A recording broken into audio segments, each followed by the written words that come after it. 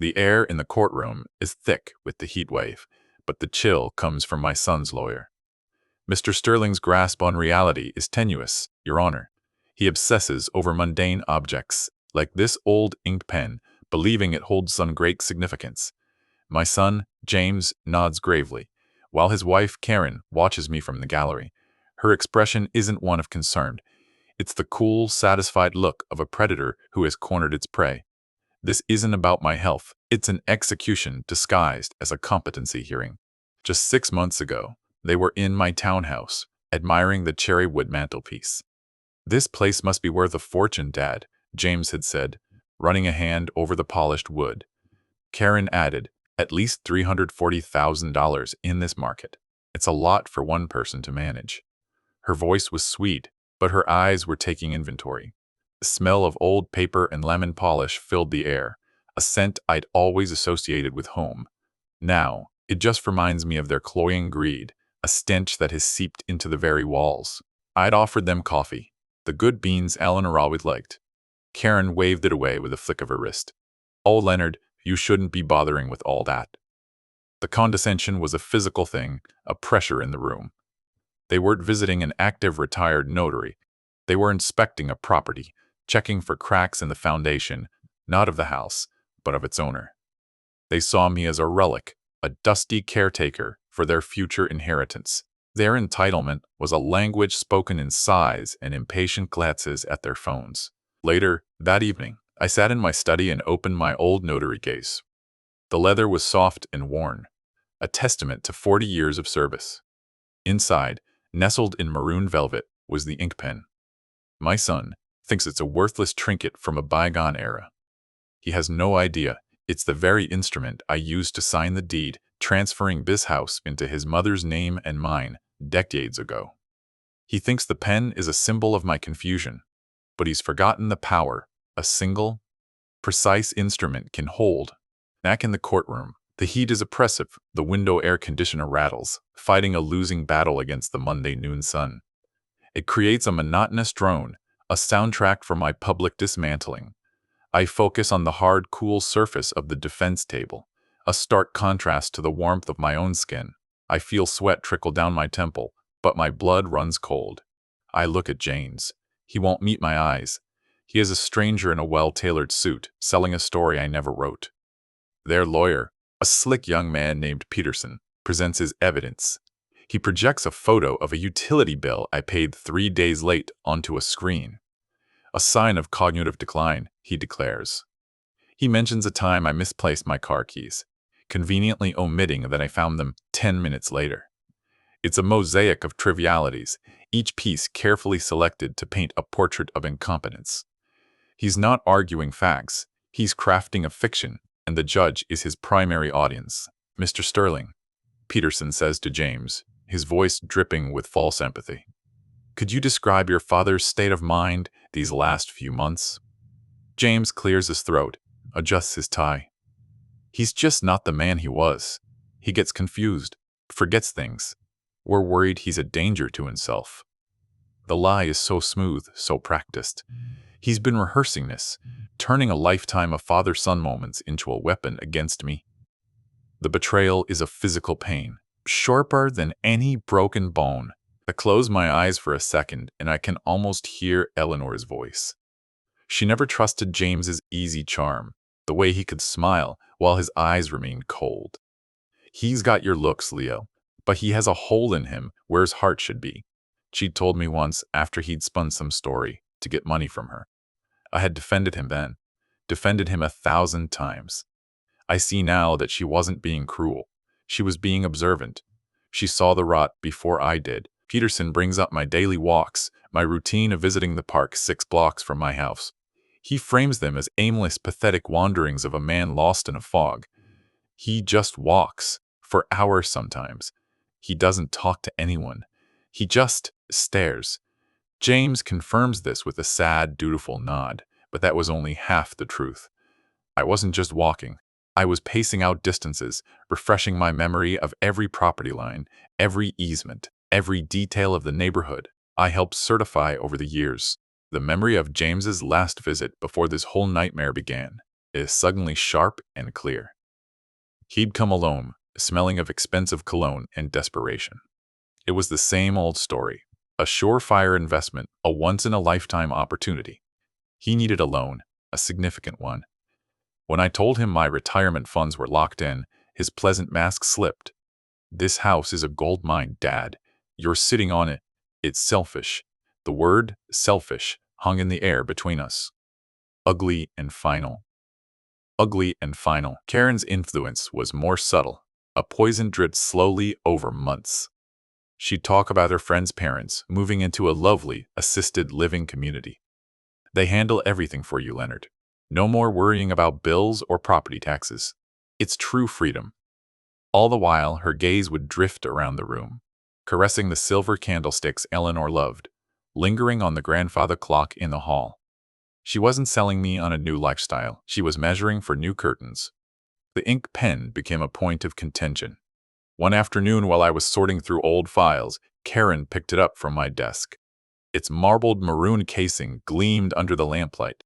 "Still holding on to this old thing?" she asked, her voice light. "We should get it appraised. Some of these vintage pens are worth a bit."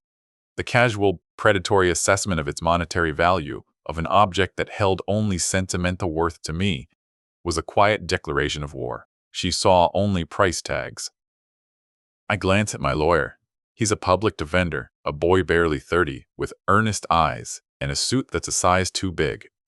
He's doing his best, but he's outmatched and outmaneuvered. He shuffles his papers, a nervous tick. He's a lamb fighting wolves. The courtroom feels like an arena, and I am the day's entertainment. Despite the sweltering heat outside, a profound chill settles deep in my bones. It's the cold, hard certainty of being utterly alone. James takes the stand, his face a perfect mask of filial devotion and sorrow. He recounts the story of his last birthday. "I called him," he says, his voice thick with emotion, "and he didn't know who I was at first. He sounded so confused. It was like talking to a stranger." He looks at the judge, a single tear tracing a path down his cheek. It's a masterful performance. He could have been an actor. I feel a bitter laugh rise in my throat. The truth of his birthday is far less dramatic. He called me at 7 a.m., waking me up. I was groggy, half asleep, and yes, I was momentarily confused. I didn't forget his birthday. I had already mailed his card, with a $100 check inside. He never mentioned it.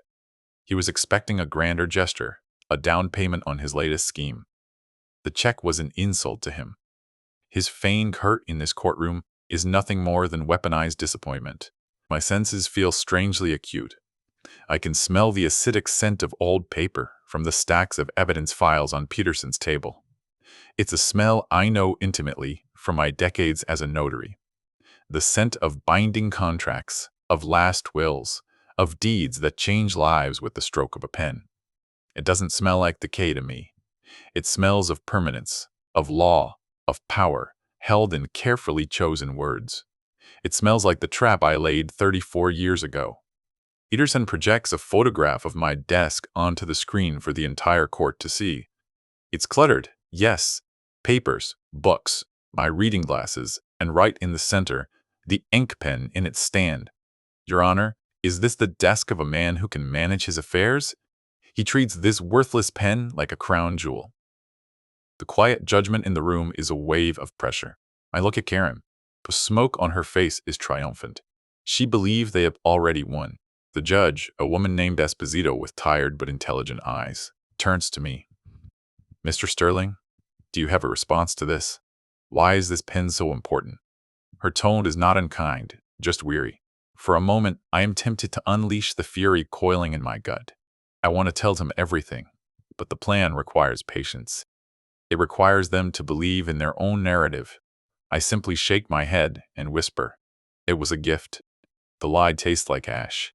"Patience, Leo." Eleanor's voice echoes in my memory, a calm anchor in the storm of the courtroom.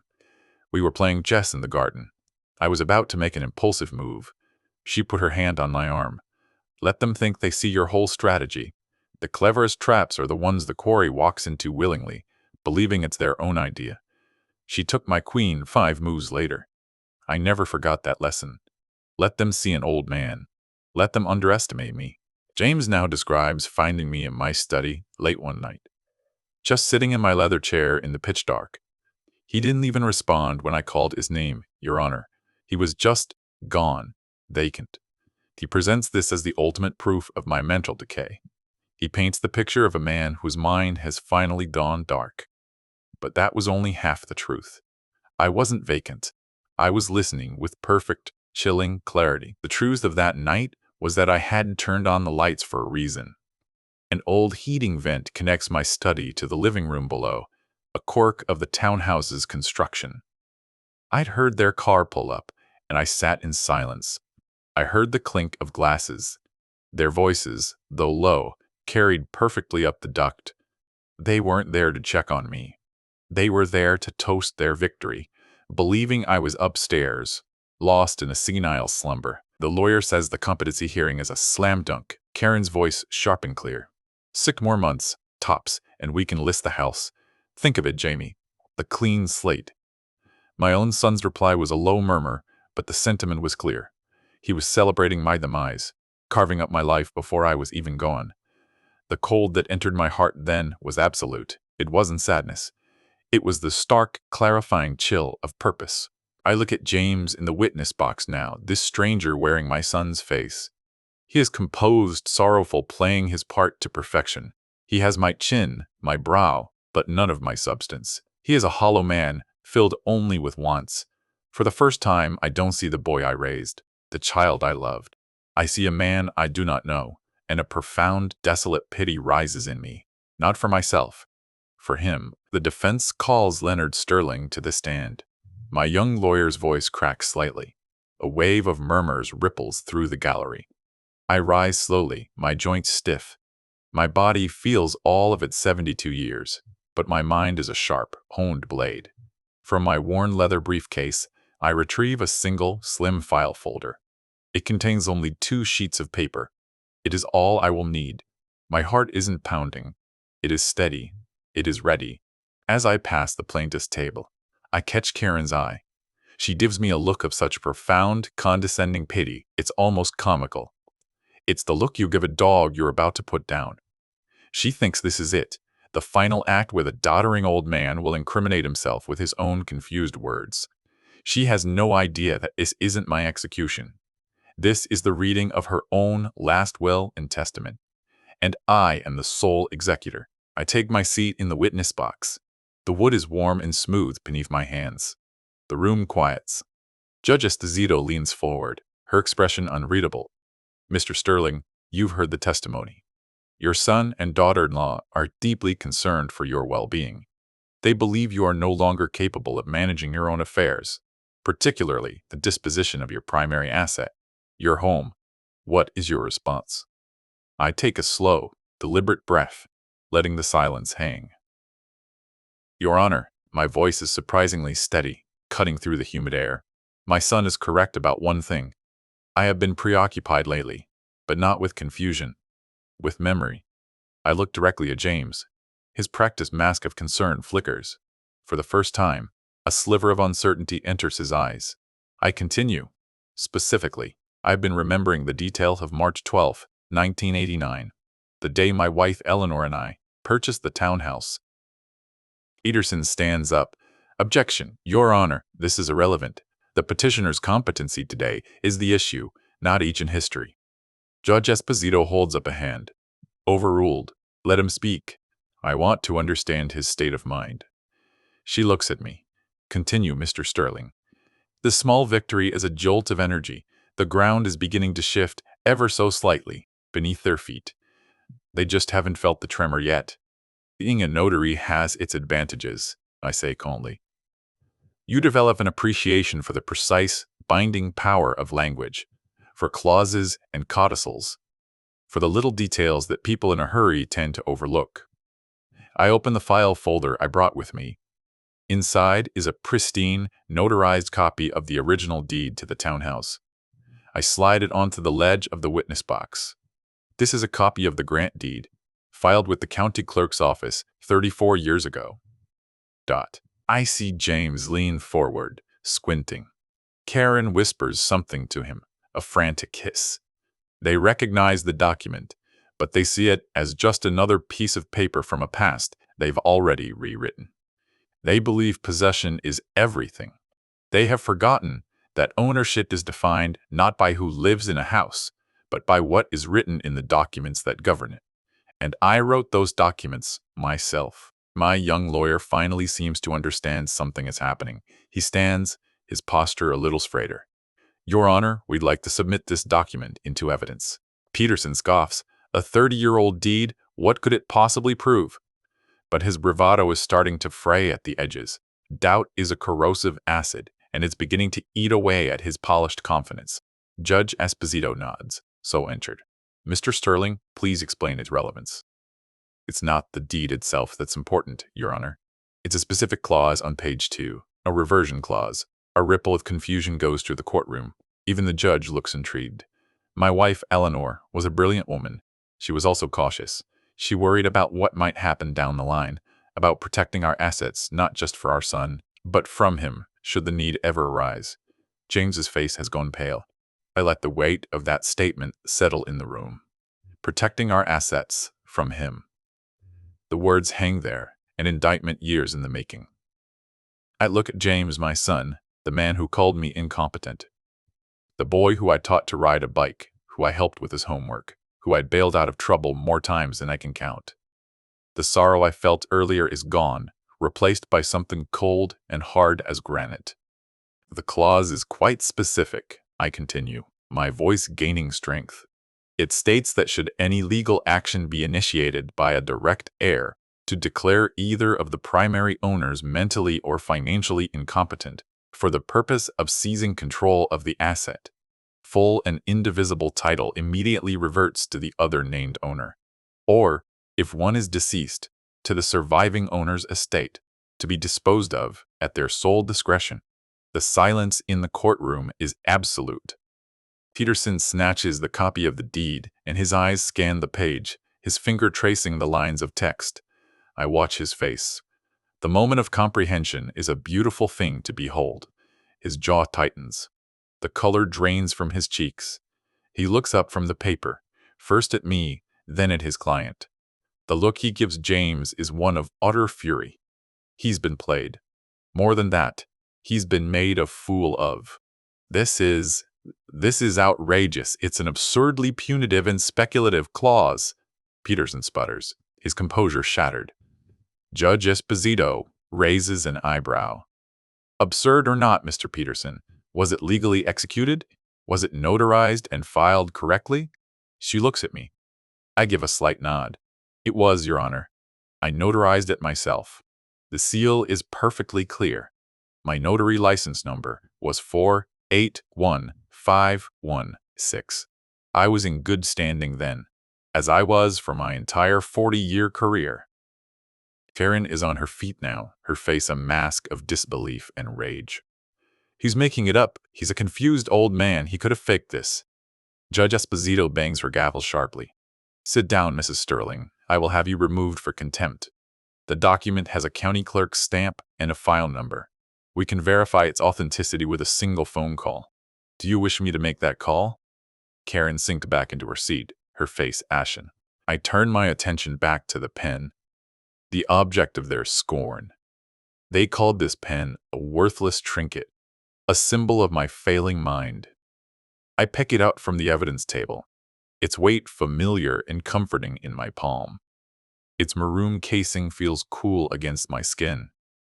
This isn't just any pen, Your Honor. This is the pen Eleanor and I used to sign that deed. This is the instrument that activated that clause. It's not a symbol of my confusion. It's a symbol of my foresight. The air conditioner rattles on, oblivious to the drama. The sound that seemed so oppressive before now feels like a steady, rhythmic beat, counting down the final moments of my son's grand plan. The heat hasn't lessened, but I no longer feel it. I feel a cool, calm clarity. The fog they tried to create around me has lifted, and in its place is the harsh, unforgiving light of the law, a light I have always understood far better than they have. So let me be clear for the court, I say, my gaze fixed on my son. By filing this petition, by bringing me here today and declaring under oath that I am incompetent, my son, James Sterling has, of his own free will, triggered the reversion clause his mother and I put in place 34 years ago. He has legally and irrevocably disinherited himself from this property. The house is mine, free and clear, to do with as I please. James looks like he's been struck by lightning. He opens his mouth, but no sound comes out. All the lies, all the practiced sincerity have been stripped away. All that's left is the raw, gaping face of his greed. He looks at Karen, searching for an answer, a way out. Her face is a mirror of his own shock and horror. Their shared dream, built on a foundation of my supposed weakness, has just crumbled into dust. My public defender, the young man in the ill-fitting suit, looks at me with a newfound respect, a dawning awe. He clears his throat, standing tall. Your Honor, in light of this, we move to dismiss the petition for conservatorship with prejudice. The petitioner not only lacks standing, but has demonstrated a clear, financially motivated abuse of the legal process.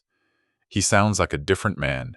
He sounds like a lawyer who has just found his teeth. Judge Esposito looks from the deed to me to James. Her expression is grim. I am inclined to agree, counsel. Mr. Peterson, do you have anything to add before I rule? Peterson, defeated, simply shakes his head. He's already calculating how to distance himself from this disaster, how to salvage his reputation. He's done with James. He's cutting his losses.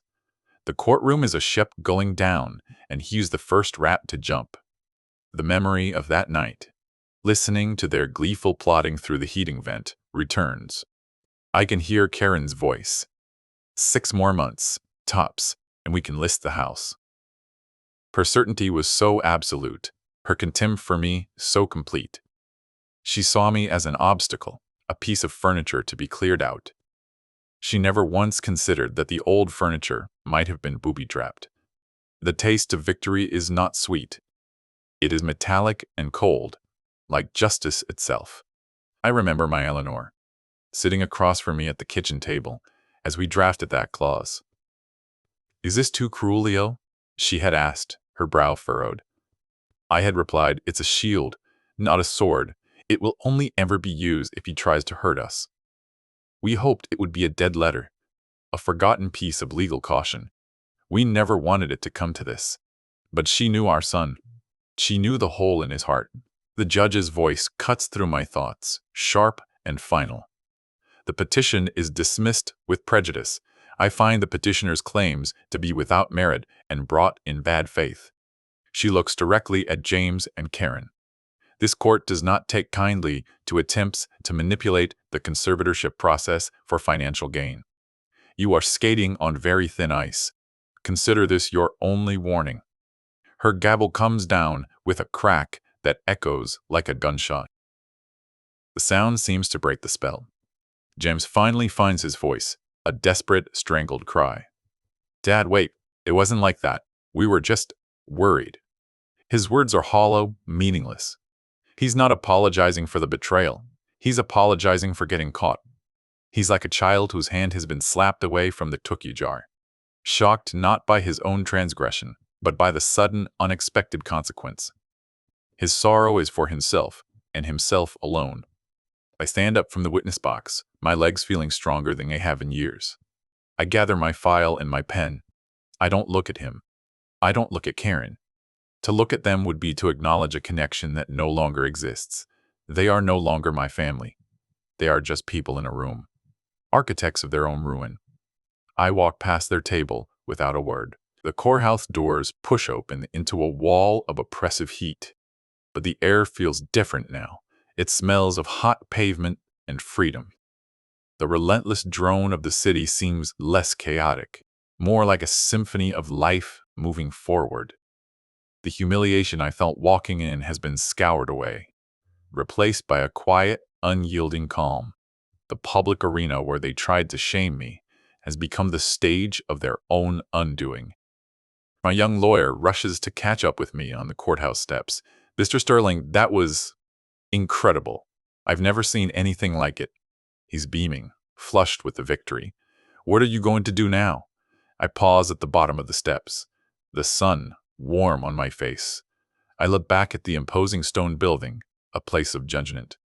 Then I look down the street, towards the future. I believe, I say, it's time to call a realtor. The next few days are a blur of phone calls and paperwork, but it's a different kind of paperwork. It's the paperwork of liberation. I meet with a sharp, no-nonsense realtor named Sarah. She walks through the townhouse, her eyes missing nothing. It's a beautiful property, Leonard.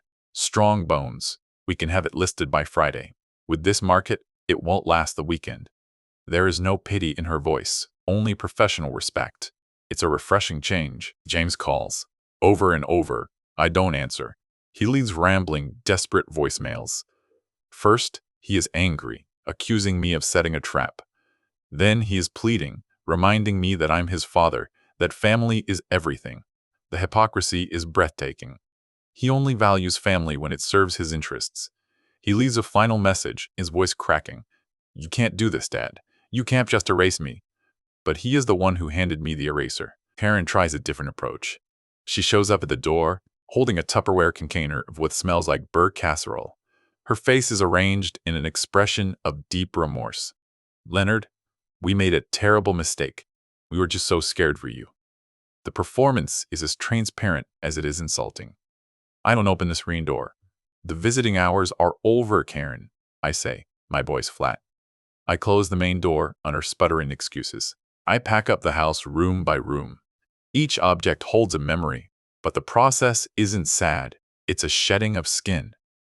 I pack Eleanor's silver candlesticks, the ones Karen always coveted.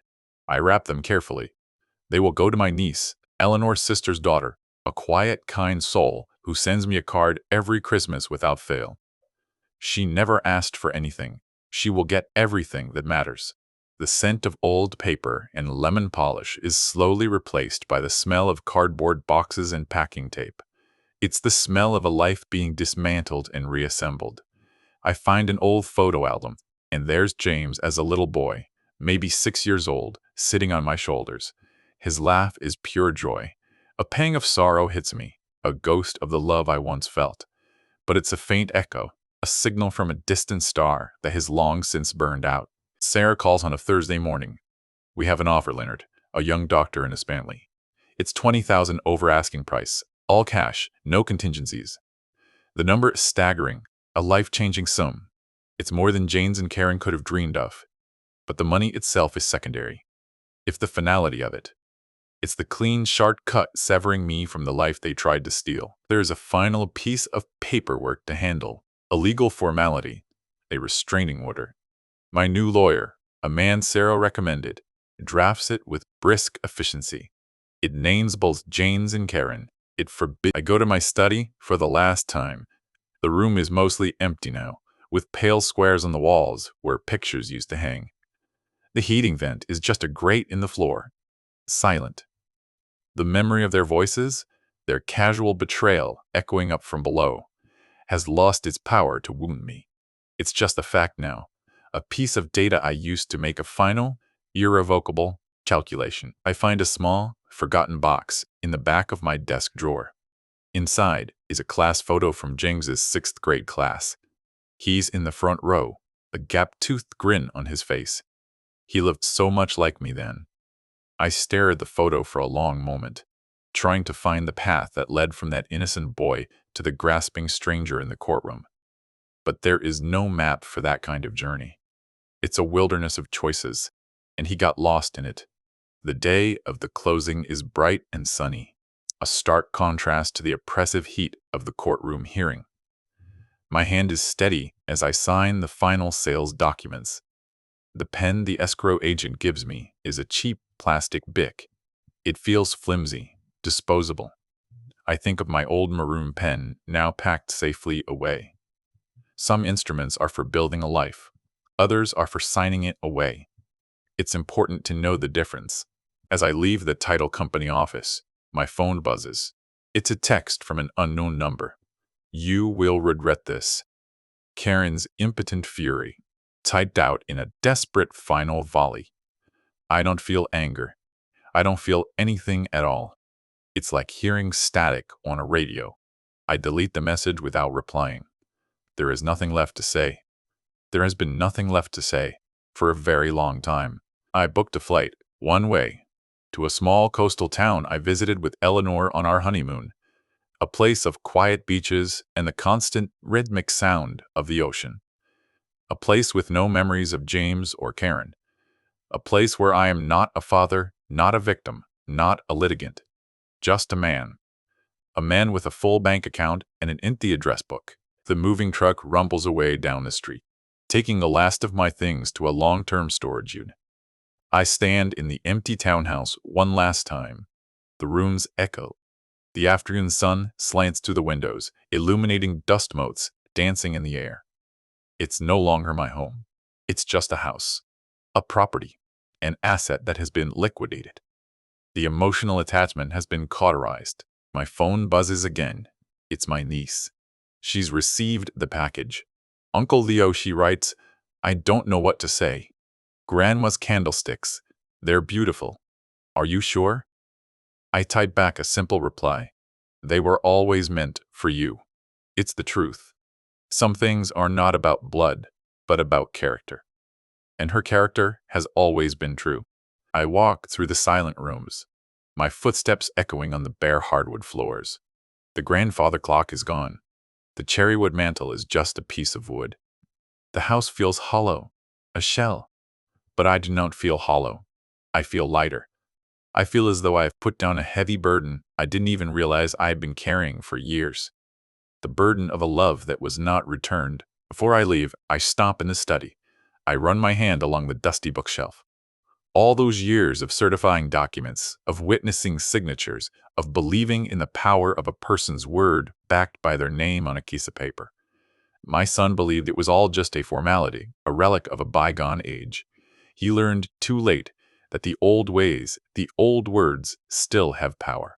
The sharpest teeth are often hidden in the fine print. The new owners, the young doctor and his wife, are scheduled to get the keys tomorrow. I hope they fill this house with laughter. I hope they raise children here who love them without calculation. I hope they erase the stain of my son's greed with the simple, decent business of living a good life. The house deserves that. Eleanor would have wanted that. My taxi to the airport is waiting at the curb. I take one last look at the townhouse, its brick facade glowing in the late afternoon sun. It's a handsome building. For a moment, I feel a flicker of what I'm leaving behind. 40 years of my life. But the feeling passes. It's not my life anymore. It's just a place I used to live. My life is waiting for me in a new town by the sea. I get in the taxi and don't look back. The driver is chatty, but I barely hear him. I'm thinking of the ocean, of the smell of salt in the air. I'm thinking of starting over. 72 is not an end. It's just a number. And mine is just beginning again. The past is a closed book, a legal file stamped dismissed with prejudice. My future is an empty page. At the airport, I walk to my gate. I sit down, pull out my phone, and open a banking app. The balance from the house sale is there, a clean, beautiful number.